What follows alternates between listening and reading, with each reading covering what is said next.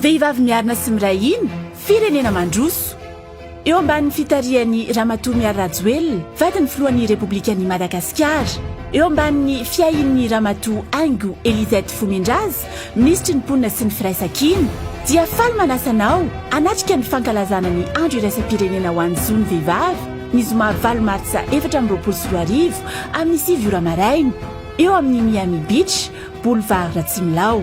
Tafiditra ao anatin'ny fankalazana ihany koa ny caravane médicale sarobidy ny aiko. Izy ny fitoriana maro isan-karazany atao manomboka ny 1 volana martsa hatramin'ny 9 volana martsa 2024 miainga eto Antananarivo ary andalo eo Moramanga, Brickaville, Fianareva Atsinanana, Toamasina.